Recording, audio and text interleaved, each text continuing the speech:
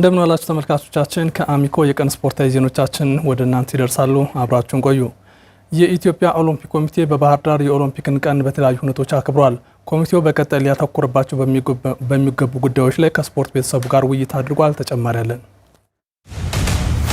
ዓለም አቀፍ የኦሎምፒክ ቀን ትናንት ሰኔ 16 በመላው ዓለም ተከብሯል። የኢትዮጵያ ኦሎምፒክ ኮሚቴም ከአማራ ክልል ባህል ቱሪዝምና ስፖርት ቢሮ ጋር በመተባበር ባህር ዳር ላይ የኦሎምፒክ ቀንን በተለያዩ መርሃ ግብሮች አክብሯል። ከመርሃ ግብሮች መካከልም ኦሎምፒክን በተመለከተ የተደረገው የፓናል ውይይት አንዱ ነበር። በፓናል ውይይቱ በሁለት የስፖርት ባለሙያዎች የኦሎምፒክ ታሪክ ዓላማና የኢትዮጵያ ተሳትፎን በተመለከተ የመነሻ ጥናታዊ ጽሑፎች ቀርበዋል። በውይይቱ የተካፈሉ የተለያዩ የስፖርት ባለሙያዎችም ከቀረቡት ጽሑፎች በመነሳት ቀጣይ ሊሰሩ በሚገቡ ጉዳዮች ላይ ሀሳባቸውን ሰጥተዋል።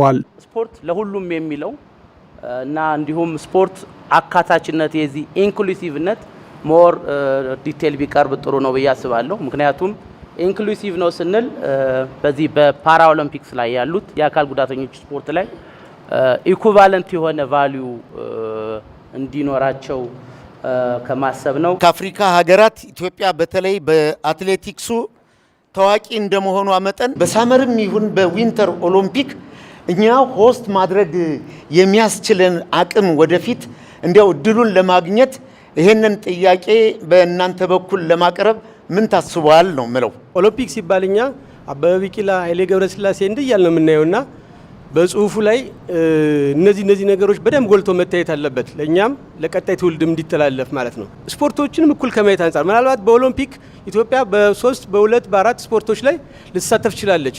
ሌሎች ስፖርቶችን ላይ ከማሳደግም አንፃር እየተሰራ ያለው ስራ ክፍተት ያለበት ነው ብዬ አስባለሁ። የስፖርት ሳይንስ ትምህርት እጅግ በጣም ወሳኝ ነው ብዬ አስባለሁ። ካሪኩለም ሲቀረጽ ከዚህ አኳያ የኦሎምፒክ ኮሚቴው ምን ያህል ድርሻ ነበረው? ምን ሮል አስቀምጧል? በእለቱ የተገኙት የኢትዮጵያ ኦሎምፒክ ኮሚቴ ዋና ጸሐፊ አቶ ዳዊት አስፋውና ምክትል ዋና ጸሐፊው አቶ ገዛኸኝ ወልዴ ለተነሱ ጥያቄዎች ምላሽ ሰጥተዋል። እኛ አትሌት አናመጣም፣ ፌዴሬሽኖች ናቸው አትሌት የሚያመጡት። እኛ ዊር ሰፖርቲንግ ፌዴሬሽኖችን ነው። ኢትዮጵያ ኦሎምፒክ ኮሚቴ መስራት የሚገባውን በተለይ ወዳጅነት ከመፍጠር፣ አንድነት ከመፍጠር፣ ሰላም ከመፍጠር አንጻር መስራት የሚገባውን ስራ በአግባቡ እየሰራ ነው። ስራው ይሄም ስለሆነ በዋናነት ስልጠናን በተመለከተ እኛ የምንሰጠው ፌዴሬሽኖች የሚጠይቁን ሶሊዳሪቲ ነው የምንሰጠው። ነገር ግን አንዳንድ ጊዜ በ12 ክለቦች መካከል ከሰኔ 7 ጀምሮ በባህር ዳር እየተካሄደ የሚገኙ የምዕራብ ቀጠና የአማራ ሊግ ውድድር እንደቀጠለ ነው። ውድድሩ ከ3 ዓመታት በኋላ የተመለሰ ሲሆን ክለቦቹ ጠንካራ ፉክክር እያሳዩ እንደሚገኙ ተናግረዋል። ታሪኩ አይነዋ ተጨማሪ እንደሚከተል አቀርበዋል። የምዕራብ ቀጠና የአማራ ሊግ ውድድር በ12 ክለቦች መካከል በባህር ዳር ከተማ እየተከናወነ ይገኛል። ውድድሩ አሁን ወደ መጨረሻው ምዕራፍ የተቃረበ ሲሆን የግማሽ ፍጻሜ ጨዋታዎች ላይ ደርሷል። ተሳታፊ ክለቦች ከ3 ዓመታት በኋላ በተመለሰው የአማራ ሊግ ውድድር ጠንካራ ፉክክር መታየቱን ተናግረዋል። ውድድሩ በጣም ከባድ ነው። እውነት ለመናገር ሁሉም ቲሞች በጣም ተጠናክረው መጥተዋል። እንደ 3 ዓመት ተከዛክቶ የቆየ ራሱ አይመስልም። በጣም ከባድ ውድድር ነው። ሁሉም ውድድር ላይ 12 ቡድን የመጣች ላይ በጣም ፉክክሩ ጠንካራ ነው። እንቅስቃሴያቸው የሚገርም ነው። ሁሉም ቲሞች በቃ ሁሉም በሚባል ደረጃ ማለት ነው በቃ ውድድር ነው ያጣው። ይሄን ደግሞ ተረድቶ ክልሉ ማወዳደሩ ተጠቃሚ ነው። ገጽታውን ይቀይራል። ልጆች በዛ ላይ ይታያሉ። ሀገራችን የሚጠቅሙ ልጆች አሉ። በጣም በየክለቡ ጥሩ ልጆች አሉ። ፉክክሩ አሁንም እንዳሰብነው አይደለም። በጣም ካሰብነው በላይ ነው። ፉክክር ላይ አሁን የታሰበ ክለቦች ወደ ኋላ እየቀሩበት የመጣበት መንገድ አለ። ያልታሰቡ ክለቦች ነው ወደፊት እየሄዱ ያሉት። እስካሁን ባየንባቸው የክለቦች ፉክክር በጣም የሚገርም ነው። አንዳንድ ክለቦች በተሻለ ደረጃ በአገር አቀፍ ደረጃ አንደኛ ሊግ ላይ ድሬዳዋ ላይ በሚደረገው ውድድር ሂደው ክልላችን ወደ አንደኛ ሊግ ሊያስገቡ ይችላሉ ብለን ተስፋ የምናደርጋቸው ክለቦች ታይተዋል።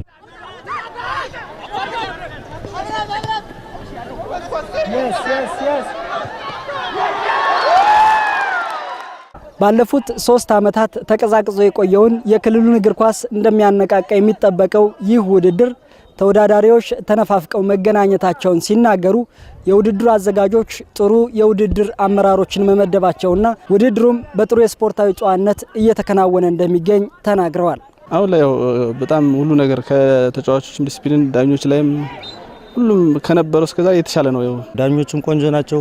ውድድሩም ኮሚቴዎችም አዘጋጆችም ፌዴሬሽኖችም ባለው ላይ ነው። በቃ ረስተነው ነበር፣ ትዝታውን መልሶናል። ከዲሲፕሊን ጋር ተያይዞ እስካሁን ምንም ያየሁት ነገር የለም። ጥሩ ሰላማዊ የሆነ ውድድር ነው። ሁሉም ራሱን አውቆ የመጣ ቲም ነው። የተሻለም ነው። እስካሁን ድረስ በውድድር አንድም ነገር የተከሰተ ነገር የለም። ያው ውድድራችን ስፖርተኞችም ያው ውሳኔውን በጸጋ ይቀበላሉ። ዳኞችንም ለዚህ ውድድር ስንመድብ በተለይ በዚህ አመት አንደኛ ሊግ ላይ ከፍተኛ ሊግ ላይ እነዚህ ሲዳኙ የቆዩና በምዘናው አልፈው ለውድድር ዝግጁ የሆኑ ናቸውና በዚህ ደረጃ የዳኞችን ብቃት ጥሩ ነው።